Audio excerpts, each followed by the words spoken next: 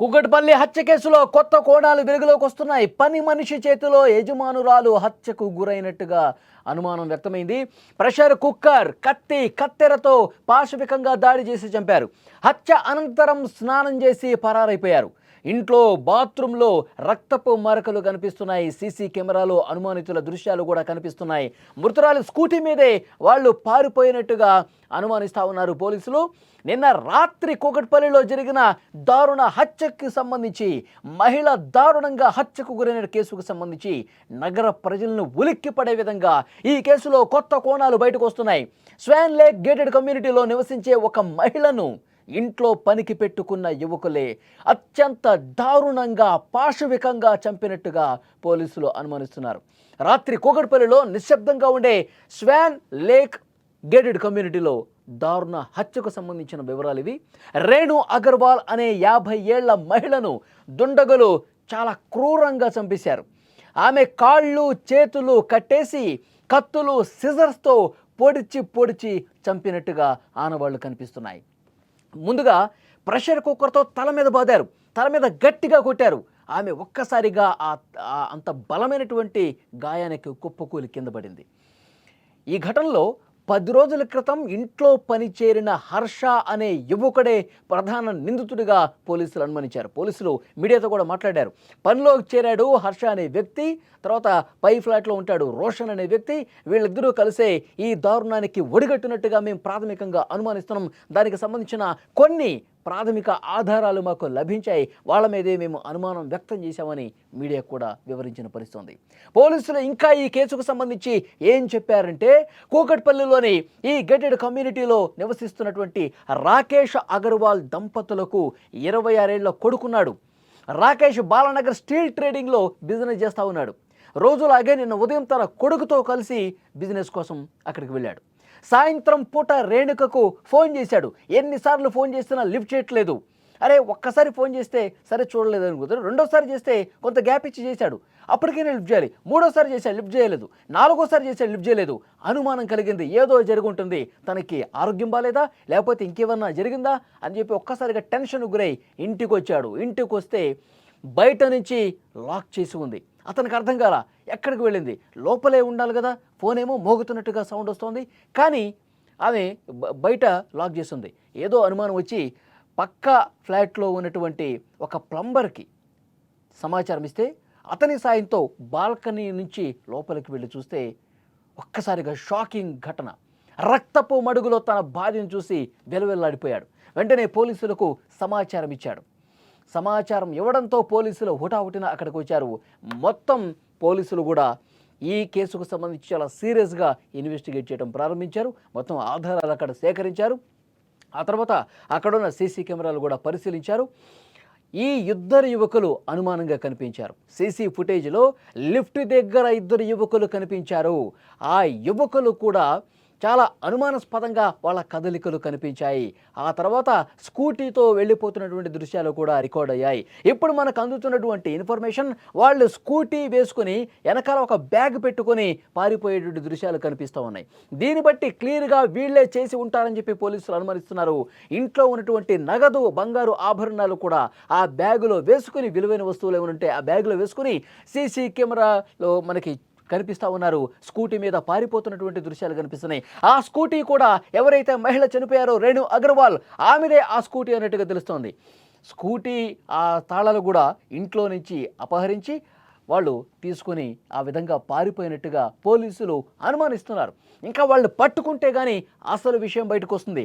పోలీసులు క్లూస్ టీమ్తో కలిసి ఆ ఘటనా స్థలంలో ఉన్నటువంటి ఆధారాలు మొత్తం కూడా సేకరించిన పరిస్థితుంది. మృతురాలి ఒంటిపై, గొంతుపై కత్తిపోట్లు, సిజర్స్తో పొడిచినటువంటి గాయాలు కనిపించాయి. పోలీసులు అనుమానించినట్లుగా ఇంట్లో పనికి చేరిన హర్ష రేణును అత్యంత కిరాతకంగా చంపాడని అనుమానిస్తూ ఉన్నారు. హత్య తర్వాత హంతకులు ఇంట్లోనే స్నానం చేసినట్టుగా కొన్ని ఆధారాలు కనిపించాయి. అసలు ఈ హత్యకు సంబంధించి పోలీసులు సేకరించినటువంటి ఆ ఆధారాలు, ఆనవాళ్లను పరిశీలిస్తే ముందుగా ఒక బలమైనటువంటి వస్తువు కుక్కర్తోనే, ప్రెషర్ కుక్కర్తో తల మీద గట్టిగా కొట్టారు. ఆమె కిందకి స్పృహ తప్పి పడిపోయింది. వెనకాల వీపు మీద ఒకడు కూర్చొని జుట్టు పట్టుకుని తల ఇట్లా పైకి లాగి గొంతు మీద కత్తితో పొడిచారు. సిజర్తో, 2 కత్తులు ఒక సిజర్ సాయంతో ఇంత దారుణంగా గొంతు మీద కత్తిపొట్లు కనిపిస్తా ఉన్నాయి. బాడీ మీద చాలా చోట్ల కత్తిపొట్లు కనిపిస్తున్నాయి. కాళ్ళు చేతులు కట్టేశారు. కాళ్ళు చేతులు కట్టేసి వీపు మీద కూర్చొని ఇంత దారుణంగా చంపినట్టుగా పోలీసులు మొత్తం అక్కడ ఘటనా స్థలాన్ని పరిశీలించిన తర్వాత, ఆ డెడ్ బాడీ ఉన్నటువంటి పరిస్థితిని చూసిన తర్వాత, ఆ రక్తపు మడుగులో ఆ దృశ్యం చూసిన తర్వాత పోలీసులు ఒక అంచనాకు వచ్చారు. ఈ విధంగా చంపి ఉంటారు అని చెప్పి అనుమానం వ్యక్తమవుతోంది.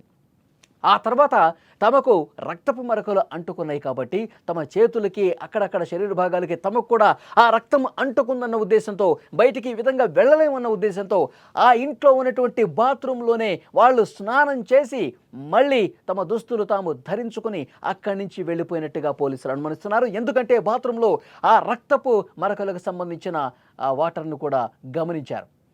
రక్తపు మరకలకు సంబంధించిన ఆనవాళ్ళు ఆ బాత్రూంలో కూడా ఉన్నాయంటే వీళ్ళు ఇక్కడ స్నానం చేసి మొత్తం క్లీన్ చేసుకొని వీళ్ళు లిఫ్ట్ గుండా కిందకి దిగి స్కూటీ వేసుకుని పారిపోయారు. విజువల్స్లో మీరు చూస్తూ ఉన్నారు, మొత్తం తుడుచుకుంటా ఉన్నారు చూడండి. అతను మొత్తం ఇక్కడ మెడ భాగంలో మొత్తం క్లీన్ చేసుకుంటూ ఉన్నాడు. ఏమైనా కనిపిస్తున్నాయా మరకలు?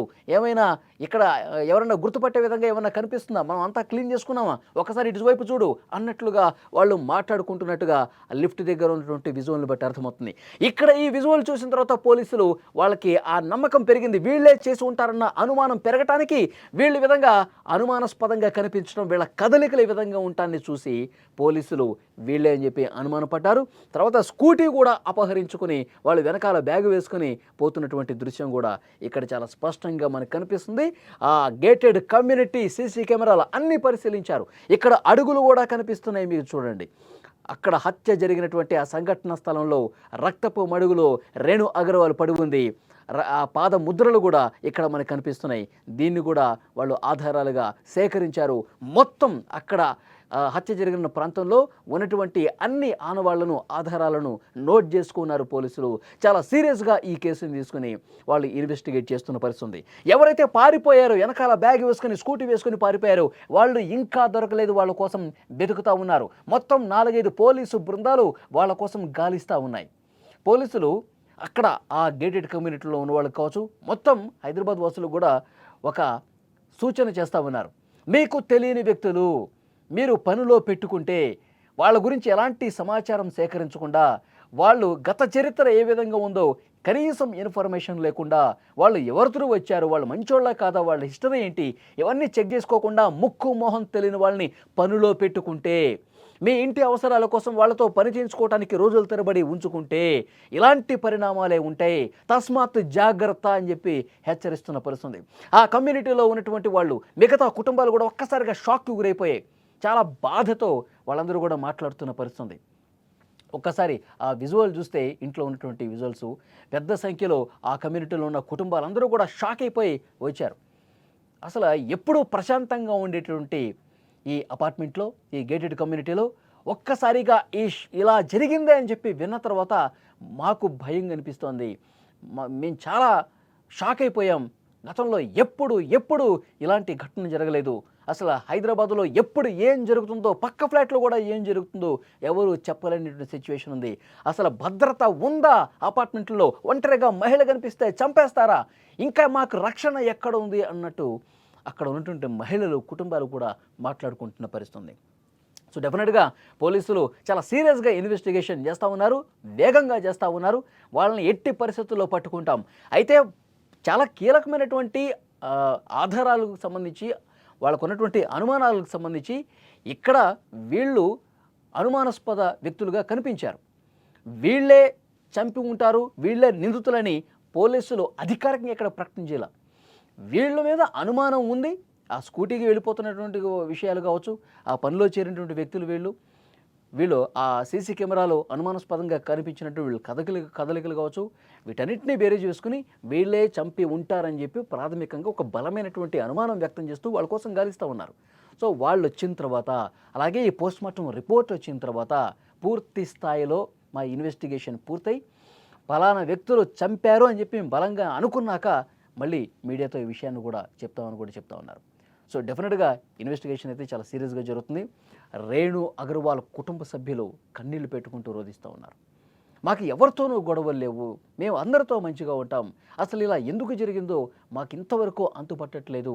ఆ పని మనుషులు కేవలం దోపిడీ కోసమే, డబ్బుల కోసమే వచ్చారా, లేకపోతే ఇంకేదైనా రీజన్స్ ఉన్నాయన్నది కూడా పోలీసుల ఇన్వెస్టిగేషన్లో బయటపడే అవకాశం ఉంది. కానీ హైదరాబాద్లో పట్టపగలు ఇలాంటి దుర్మార్గమైనటువంటి ఇలాంటి హత్యలు జరగటం అనేది నిజంగా కలవరపెట్టే విషయం. నిజంగా కుటుంబాలు ప్రశాంతంగా తమ జీవితం గడపలేనటువంటి ఒక భయానక వాతావరణం ఉంది అంటంలో మాత్రం ఏమాత్రం డౌట్ లేదు. కానీ పోలీసులు చెప్తా ఉన్నారు, మీరు పనిలో పెట్టుకునేటప్పుడు మీరు ఎవరితో అయినా సరే సంప్రదించి పనిలో పెట్టుకునే సమయంలో వాళ్ళ హిస్టరీని ఒకసారి చెక్ చేయండి.